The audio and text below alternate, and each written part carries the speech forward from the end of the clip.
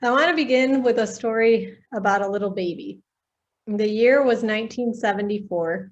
The place was Hackensack, New Jersey.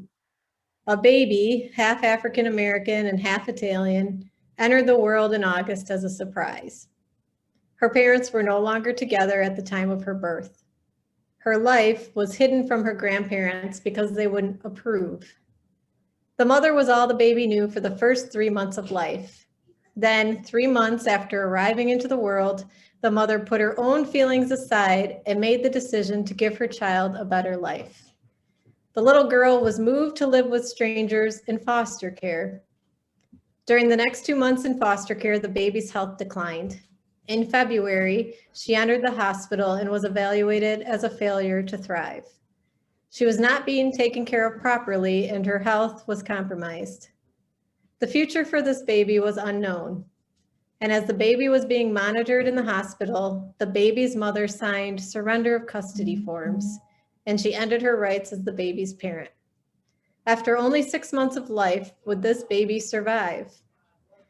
The year was 1974. The place was Grand Rapids, Michigan. A Christian Caucasian couple with 2 children felt the desire for one more child to complete their family. They contacted an adoption agency, walked through the steps, and waited. Who would God choose for them? The year was 1975. The place was Grand Rapids, Michigan. In April, the couple received a call from the adoption agency. A child needed a home. An African American child needed a home. They could have turned it down. They could have had too many concerns about adopting outside of their race. But the couple, centered in Christ, heard his call. They didn't accept the call with worry or reservation. They accepted his call with open arms and hearts overflowing with excitement. The baby, enduring yet another transition, was brought to Grand Rapids, Michigan, and placed in yet another foster care home.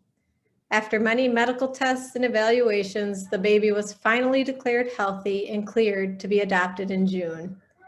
On July 3, 1975, just 1 month shy of her first birthday, the baby was placed in a stable environment with parents who loved and adored her from that point forward. They also immersed her in faith and helped her build a relationship with the one who brought them together, the one who protected her and carried her through her tumultuous first year of life. The baby in this story is me. In my first year of life, I experienced so many changes and challenges. I look back at my first year of life and am shocked that I survived. But even though I wasn't aware at the time and have no memory of that year, God knew. He carried me through it all. He had a plan for me. And though the stories I'm going to share with you today highlight some of the darker times in my life, I am so grateful for the family He has given me, the path on which He's led me, and His continued faithfulness in my life. So from the day my parents brought me home, I began my life in white America. I was born just 10 years after segregation became illegal, 10 very short years. And growing up in America in the 70s and 80s and 90s, it felt like everyone seemed to fall into just 2 categories. You were white or you were Black. But I was a mix of the 2. The white side of my heritage, I've known my entire life. I learned about it at school. I lived with it in my community. I saw it on TV. I read about it in books. The white side of me might not be evident to those who see me on the outside, but I'm very familiar with the white American story. And in the movie Stand By Me, Gordy LaChance says, in all our lives, there is a fall from innocence, a time after which we are never the same. I don't remember the exact day of my fall from innocence, but I know it happened at a very young age. Last summer, I was scrolling through Facebook and a story popped up about a 9-year-old girl who was white, and she had written in her street, Black Lives Matter. And according to the story, an older woman who was also white lived across the street, came running outside and started berating the little girl. She was yelling at her, accusing her of vandalizing, and she called the police. And so I went down to the comments at the bottom of the story, and started to read people's opinions about what happened, because of course everybody has an opinion. But there was one response that really stuck out to me.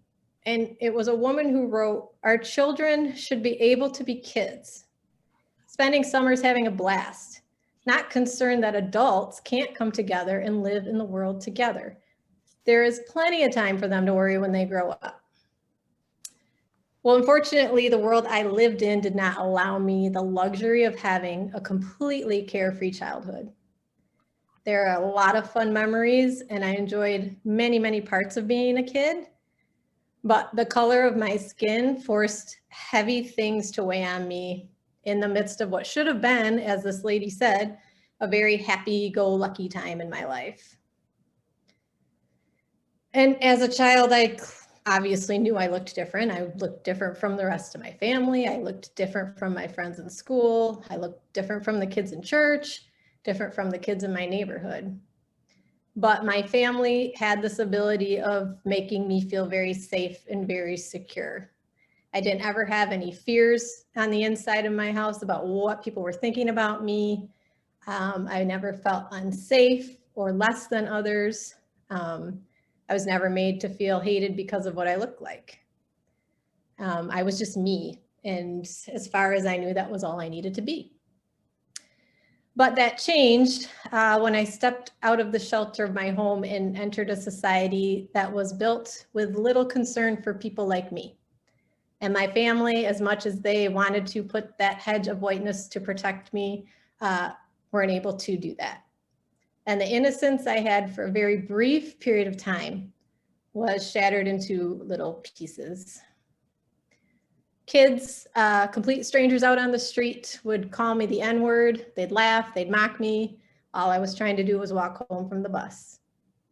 A boy in my class telling me I should be the blacksmith when we had to choose someone from a colonial project, and that's who he told me I should be. A girl at school telling me I was ugly and didn't belong because I had darker skin.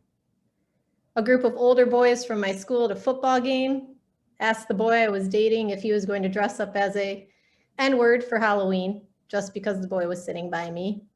And then he proceeded to break up with me. Excitement. I was going to go to a dance with my friend and her friends, and then the phone rang and the boy that I was supposed to be paired with backed out because he found out that I was Black. So my carefree childhood innocence was taken from me at a very young age. And from that very first episode, I carried with me the heaviness of knowing that at any point, my joy could be invaded by a hate that would always be there. So as I said before, in Grand Rapids, as a child, there was really no biracial. There was Black and there was white. And I clearly didn't look white, but I was living this white narrative kind of as an outsider looking in. I talked the right way. I had an excellent private education. Standardized tests suited me and my background. And yet my color did not allow me to fully fit into that white narrative. And to add to my already difficult perception of who I was, which I was trying to figure out for a good majority of my life, I had to continually answer this awkward question that I get asked often in my life, which is, what are you? And I'm sure the look on my face as I pause to think of a very intelligent response to such an idiotic question says it all. Because typically within seconds, the question responds with, no, I mean, like, what are you? Well, I'm a person. I'm not a what. But some humans decided long ago that we should be grouped into categories. And back then, those categories didn't include people who were of a mixed race. When I reached the age of dating, boys of color told me, you only date white guys, don't you? And boys who were white told me, you only date Black guys, don't you? So my pool of dating was very limited when I was a teenager. Again, I was forced to determine which category I was in. I was told you talk white, which I'm not even sure what that means.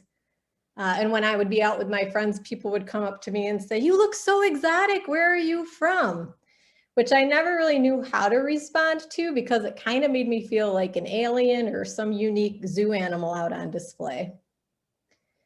And so that pressure to commit to one category kind of felt like a ball during a tennis match, like, am I white? Am I black? Am I white? Am I black? Am I white? Am I black? Back and forth it went. And in the end, I figured out how to play the game of living in a white world. Imagine this. You walk into a room, you look around, and realize that you are the only person who looks different from everyone else. How do you make yourself fit in? What do you do or say that gives you a sense of belonging? Have any of you ever experienced a situation like that? Well, for me, it happens pretty often. I've had to learn how to ease the discomfort of others I have interactions with. Can I somehow find a way to insert the fact that my family's white? Is there a way to nonchalantly talk about my education at an all-white Christian school? It always helps if I mention that I'm a college educated and have a career as a teacher. Should I bring that up first? I've come up with a variety of taglines that seem to put others at ease when meeting me for the first time. Things that I can talk about to avoid those assumptions. Parts of me that show the other person that I do, in fact, belong in that space. To prove to them that I am an okay person to interact with. And sometimes it works. The person opens up a little bit more, a pleasant conversation takes place. Sometimes you can physically see them relax and begin to loosen up. And other times, it doesn't matter what I say or do. My skin color is a barrier that can't be overcome, and their mind is already made up about who I am. So when I walk into a room full of new people, the first thing I do is I usually scan the room and see if there's anyone else that looks like me. If there's even one other person of color, my anxiety eases a little bit. And next, I smile politely at everyone I see. I say please and thank you probably more times than it's necessary. And when I speak, I make sure I'm talking clearly and intelligently. I'm very conscious about my words and my actions because my goal in this situation is to try to reform people's ways of thinking before they have a chance to assume things about me that aren't correct. I want you to think about your answers to the following questions. How many times have you been mistaken for another race because of the way you talked, and then made to feel inferior when your true race was uncovered?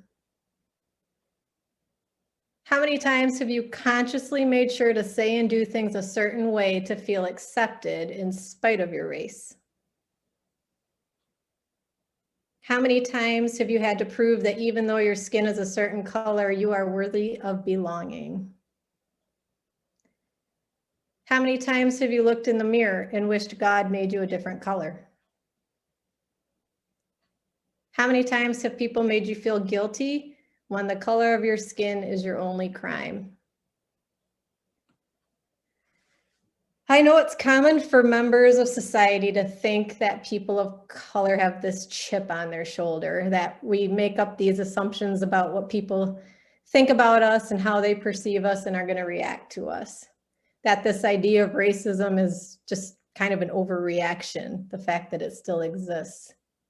But when you go through experience after experience being judged and treated differently because of your darker shade of skin, you begin to realize there isn't any situation you can enter into without first preparing yourself for the multiple scenarios that could take place.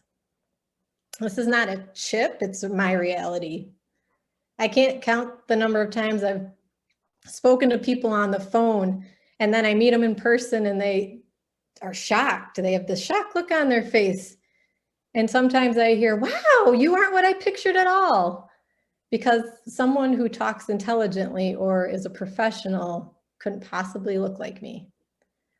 Or the times when someone whispers to someone else, I didn't realize she was Black, as if that automatically changes who I am as a person. These aren't situations where I assumed people were going to react the way they did. These are situations I've had to learn from and change my way of thinking for, so that I wouldn't be disheartened and saddened because of the perceptions other people have about me that change the minute they see the color of my skin. When I was younger and would go to the mall with my white friends, they would charge ahead without realizing the salesperson had stopped me to ask if I needed help with anything. I'd have constant interruptions by store clerks just to make sure I am finding everything okay, while my white friends shopped uninterrupted. When I'm in line at a checkout, a person ahead of me can use a credit card and it's completely fine. Yet when I'm asked to show my ID, I have to pull out my license to verify that the card is mine.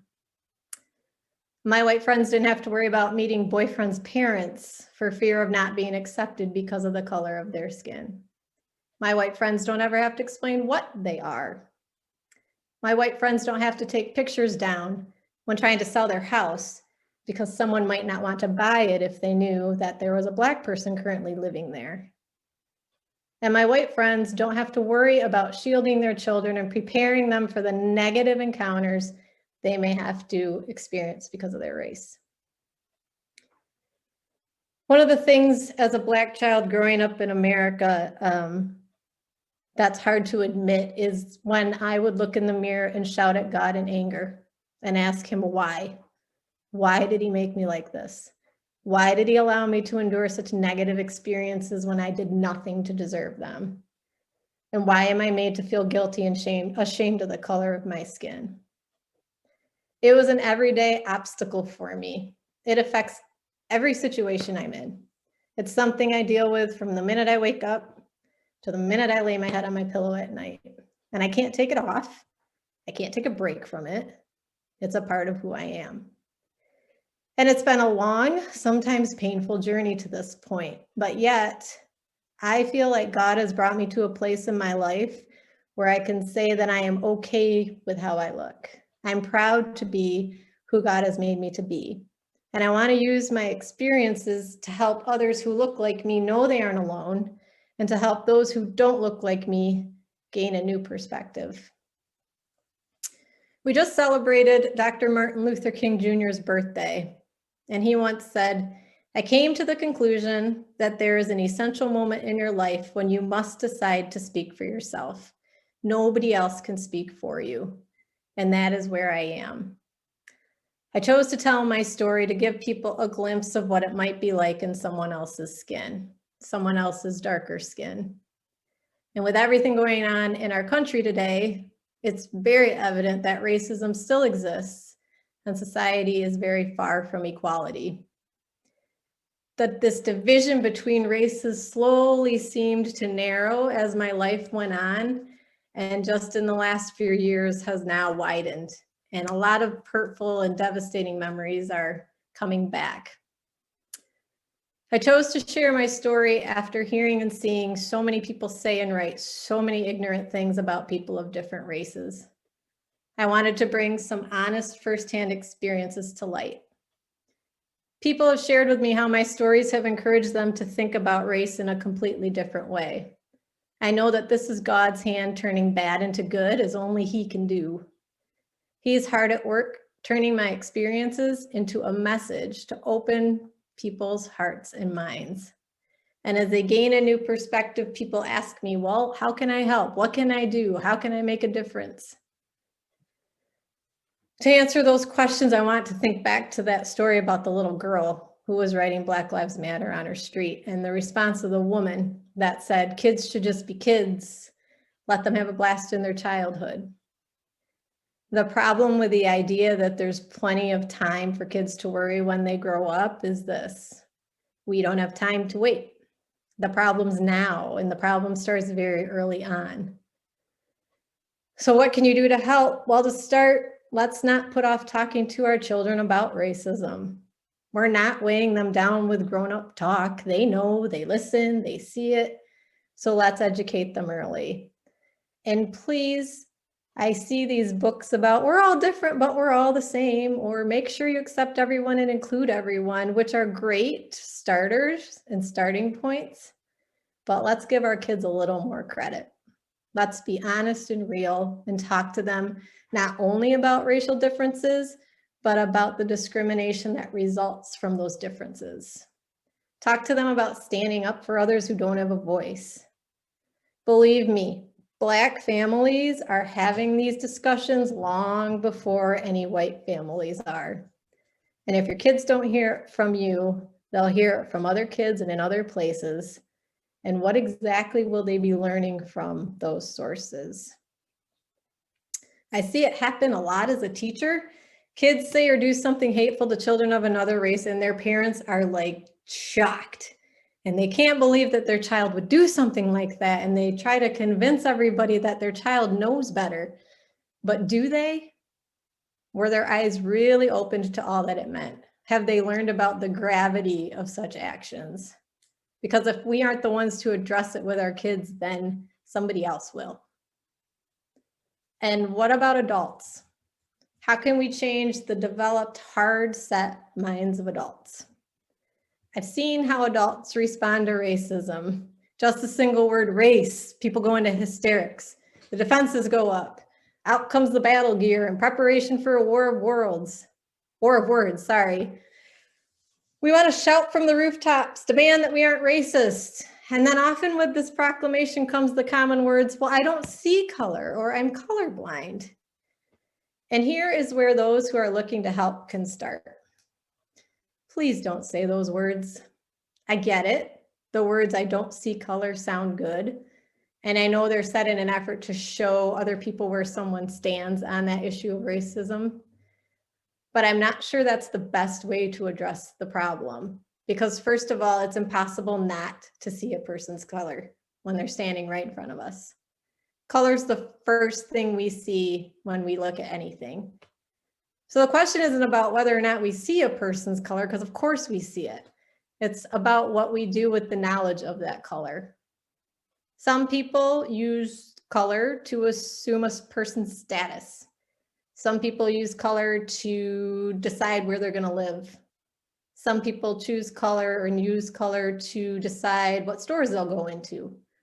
Some people use color to label a neighborhood safe or unsafe.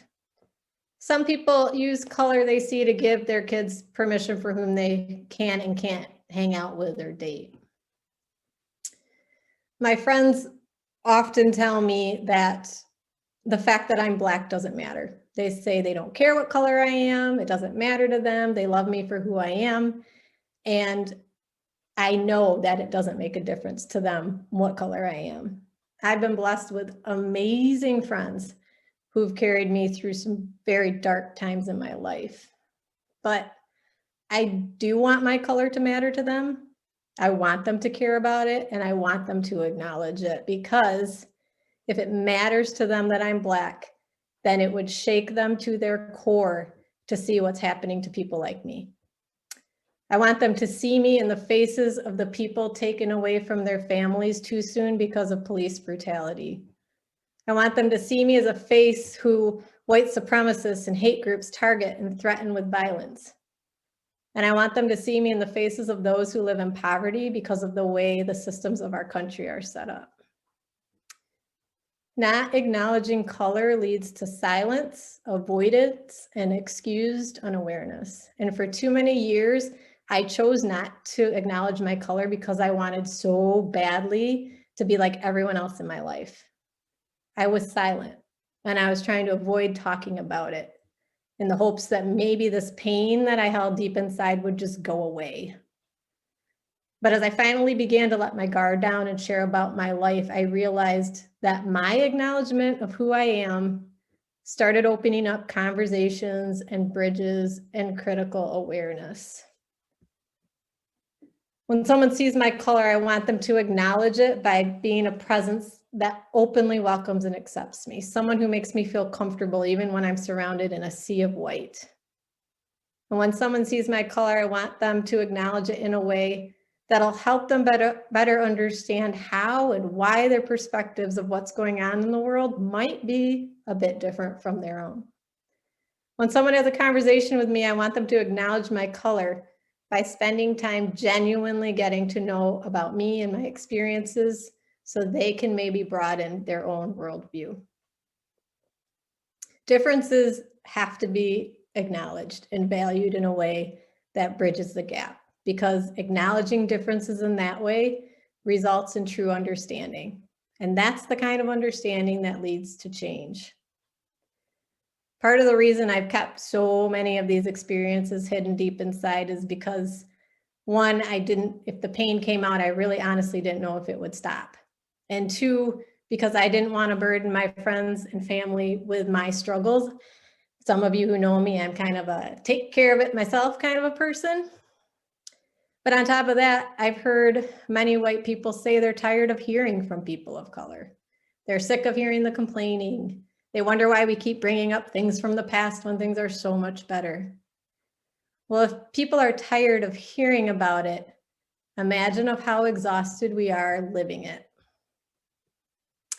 When you look at the history of our country, Dr. Martin Luther King Jr. spoke so many wise words that were uttered not far enough in the past. And one of his well-remembered quotes is, "Whatever affects one directly affects all indirectly. I can never be what I ought to be until you are what you ought to be." Racism is still very prevalent, and it isn't just a Black or brown people problem, it's an all of us problem. Certain benefits in society are still not readily available to all people.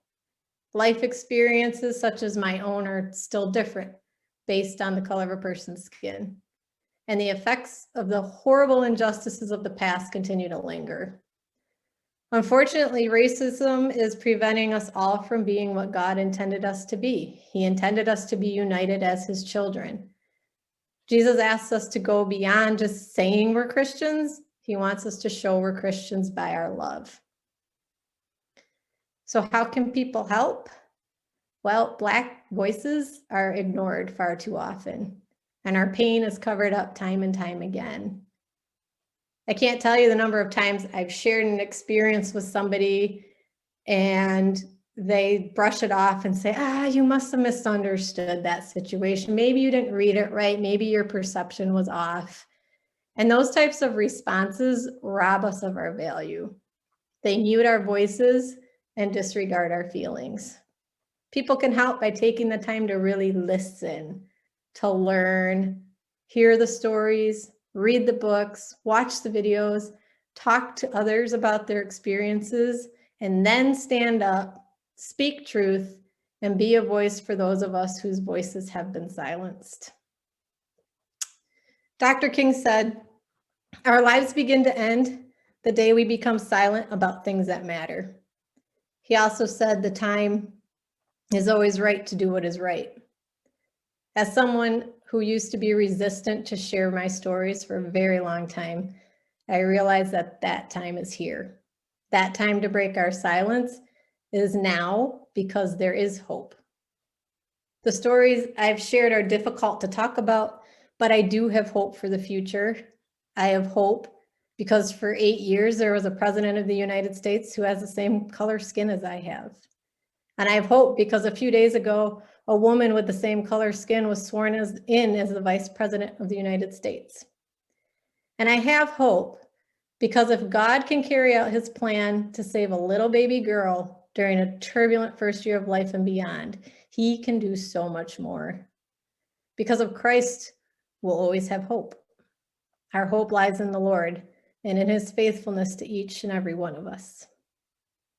Thanks for listening.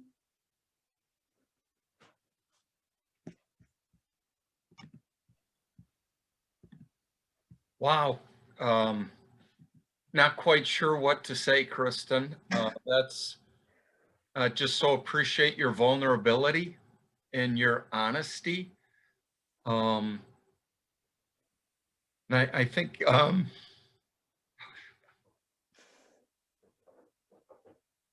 I made it through. You can't make me cry now.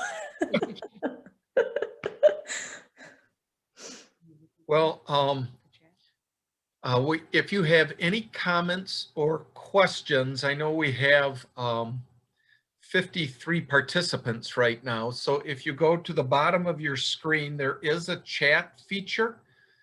And if you click on chat and choose everyone, then you can share a comment or a question. Right now, everyone is muted, which kind of helps us not have too many voices interrupt each other.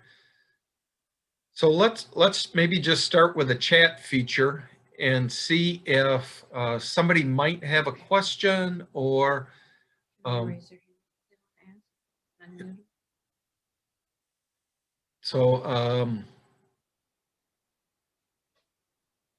are a couple comments coming in, and Kristin, are you looking at the comments coming in too? I am. Okay, and I think if anybody clicks on that chat feature, you can see what people are saying, and right now there's a lot of gratitude for your honesty. It's a compelling, but it's a hard story to hear. So we're grateful for it. I hesitate to ask this because I think about church and wanting to be a place where voices are heard, in places where stories are shared. And I don't want to put you on the spot. You don't have to respond.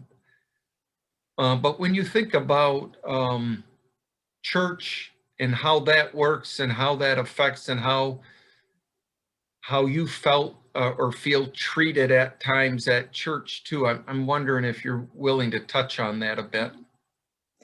Yeah, I mean, I grew up I went to Cutlerville Hills, which was Lily White, and then I went to LaGrave, which was Lily White, and it was tricky trying to feel, I think, a part of the community. I'd often get asked if I was a visitor, which I was a member for a long time. So, but I will say first, I've actually, in all honesty, vowed I would never go to a Christian Reformed church again after my experiences. And then my mom said, you should try first. Randy's pastor. And I said, it's CRC. No, thank you.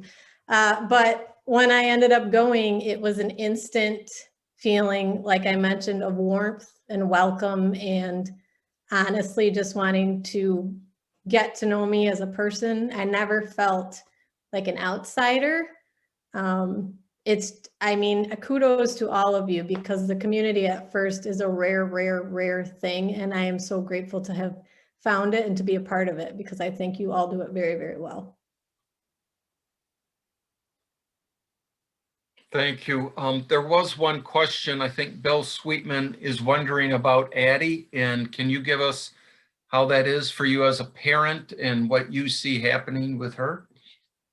Yeah, it's kind of a delicate dance, right? Because you don't want to make her self-conscious about it, but you also want to prepare her for it. She hasn't experienced much of anything, and I think part of that is due to the fact that she's at Grand Rapids Christian and there are so many different colors represented there. And so she hasn't, as far as she tells us, has not had any issues like I had when I was younger. Thank you. So. I'm not seeing any other questions, but you shared a story on Facebook about your birth mom. Mm-hmm. And I'm wondering as if people can still write in questions, but it's a fascinating story. And I wonder if you'd be willing just to share parts of that story with us. Sure. Last January, I just, as I put in my post, felt this nudge. I've always wondered about my birth mom. You know, does she think about me? And then, so I felt this nudge just to, hey, see if I can even attempt to find her.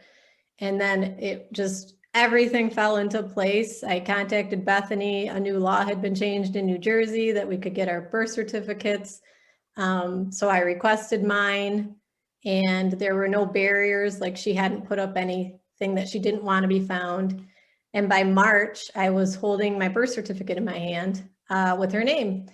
So I did some Facebook searching, and we connected. It must have been March or April. So we were able to kind of complete that story. She never married again, never had any kids, and always wondered what happened to me. She made that decision out of complete love for me. And she said she regretted it, but seeing my life, she's happy that she did what she did.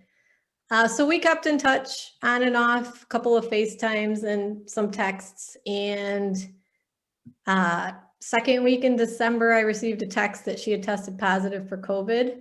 And she had a lot of underlying conditions. And by December 25, she was in ICU on a ventilator, and we lost her last week. I think it was a week or two ago. So it's been a whirlwind of emotions trying to process it all. But I'm thankful to God for giving me that nudge to complete our story, because there's no unanswered questions or thoughts now. So. Thank you. Any other questions for Kristin? And if you want to unmute yourself and ask a question, we can try that if that's helpful for people. But anybody else have a question or a comment?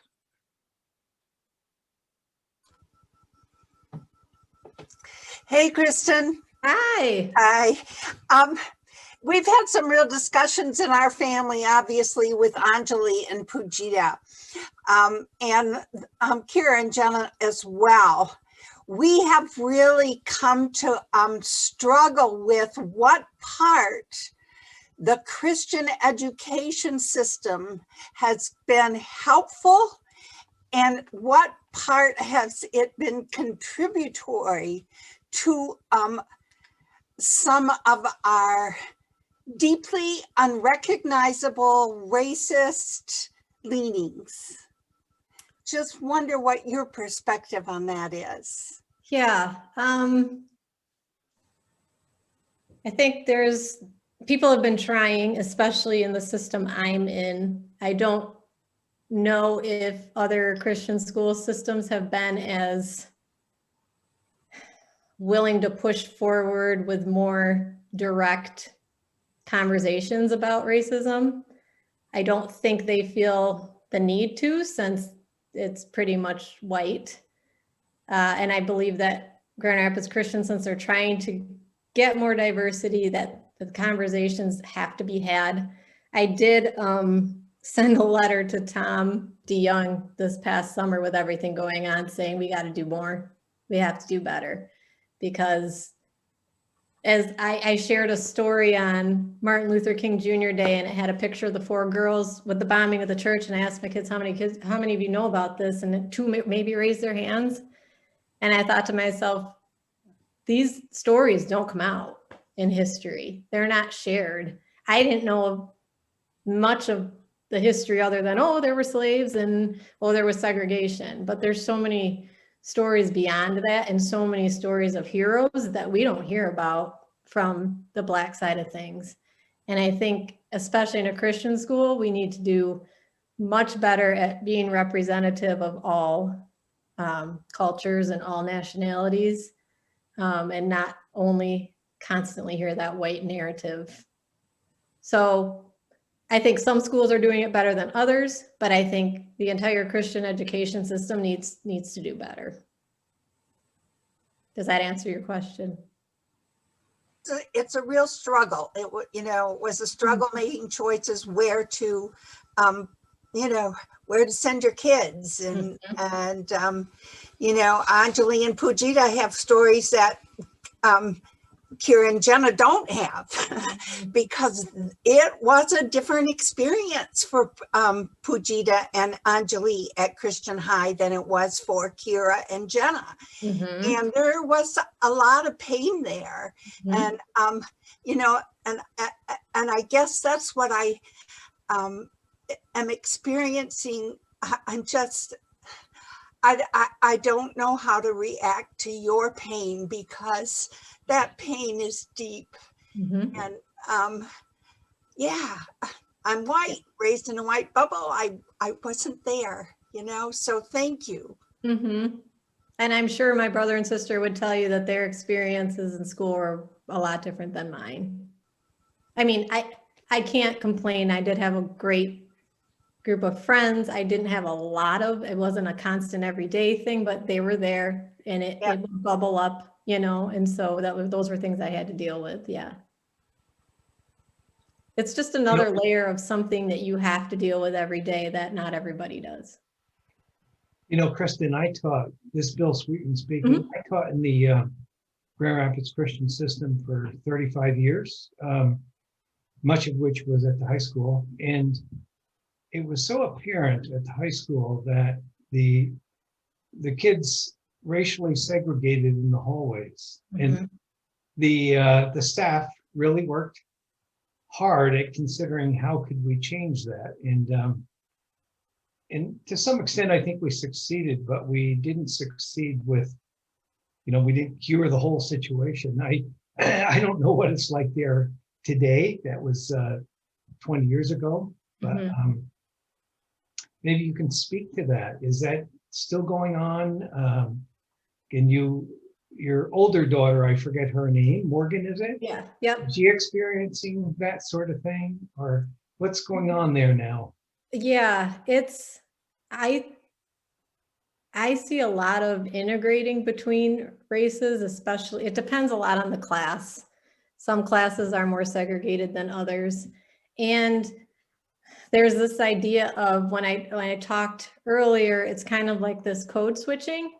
So when you're with white people, you're constantly conscious of what's going on and what you're saying and how you're acting. And that's exhausting. And so I think sometimes the Black kids just want to be themselves with other Black kids where they don't have to try to do this code switching of, so it's hard, right? Because you want them to feel comfortable, but you also don't want this great divide. It's hard. Yeah, the goal of the staff at Christian High was, yes, we can change this. We had optimism, but it didn't seem to ever quite go away. And frankly, we were sad about that. Yeah, and I do credit the staff at Grand Rapids Christian. They are wonderful, wonderful people with big hearts, and I think there are many doing things to try to change the narrative. But it's when the country's been like this for so long, to have to do a change is going to take obviously 46 years, and we're still trying to make this change. So one step at a time. But yeah, thank you for doing that. I know it's hard. Kristin, maybe part of the change can occur with people's education. So one question from Debbie Visser is, do you have any recommended books or documentaries or movies that might be helpful for young people and or adults that you feel like, oh, that's transformative, that's helpful for people to read or see or watch? Yeah, there's a book called Waking Up White, and I'm blanking on the name of the author right now. That's a good one. There's the one, Why Do All the Black Kids Sit Together in the Cafeteria, is another good one. Blind Spotting is a movie and a book. Just Mercy is another good one about the death row and the number of African Americans there, as well as those who were innocent. Whoa, sorry, Baxter wanted to. Young people, The Skin I'm In by, again, I'm blanking on the name, but yeah, those are some off the top of my head. Debbie Irving, thank you, Laura. That's the Waking Up White is by Debbie Irving. Kristin, can you hear us? I can. I really appreciate you. I see you as a beautiful, intelligent, talented young woman. And I was brought up with a little Sunday school song that says, red and yellow, black and white, all are precious in God's sight. I think that's where we all have to start.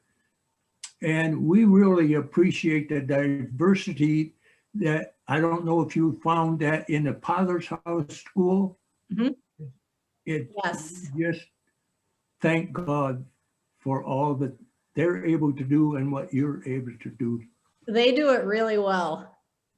Yeah, I taught there for a year. It's a great place.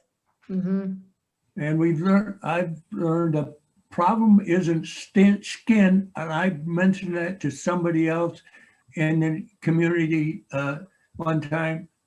The skin isn't the problem, it's a sin inside of the skin. That's what we have to repent of. Thank you. Kristin, I Thank you. have a question, and I remember my moment of reckoning because where I grew up, there were not Black kids. And then I worked in Henry Ford Hospital in Detroit during the riots with Black people. I had a job with, and so what my husband and I are just talking about is we don't, as long as you know a person, you don't think about differences anymore. So I guess the question is, how do we find the opportunities to create this mixture? I mean, that's one thing that's great about First Church because it's there. But just for everyday life, do you have any ideas? How do we do that? How do we make those friends so that we spread the love amongst each other? I think you need to be intentional about where do you go to the grocery store? Where do you, I mean, obviously where you live isn't going to change, but I know people who have up and moved into neighborhoods to try to immerse themselves in more of a diverse type of a place. But it's about making those conscious decisions to go places where you might not normally go, and interacting with people that you wouldn't always interact with. I mean, I'm going to be completely honest, growing up in a white culture, I had my own biases that I had to come to terms with when I went to teach in Chicago in an inner city school. And I couldn't understand why there was such a disconnect between me and them, because we looked the same, but we weren't the same. And so I had to overcome my own personal biases almost against my own race, because I was brought up with news and TV and this negative narrative that I brought with me. And so that was a real moment of reckoning for me. And it was uncomfortable. So I had to learn that way. So yeah, I would say just being intentional about where you are, who you're interacting with, seeking out. I know even at church, like you said, maybe having over a family that you're not used to interacting with and getting to know them too.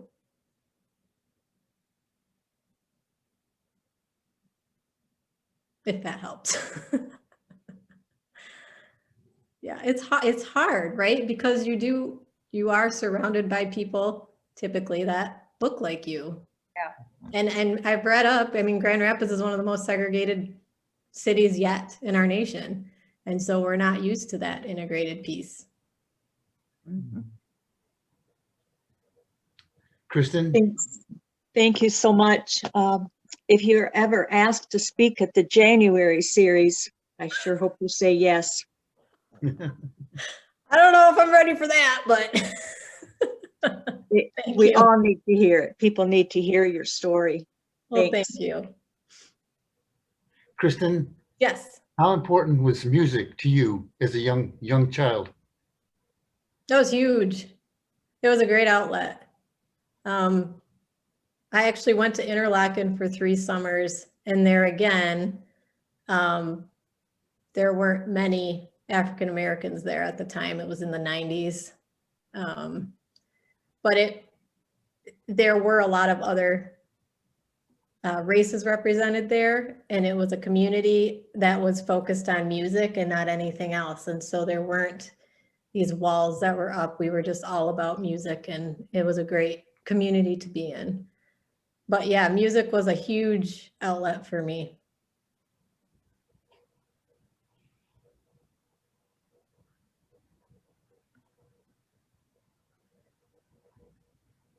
We are approaching the 7 o'clock hour. This has been rich and meaningful. Last call for anybody else before we close in prayer.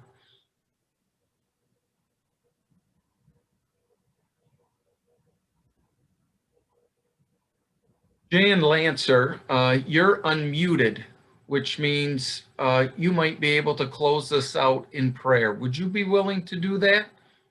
I would. Thank you.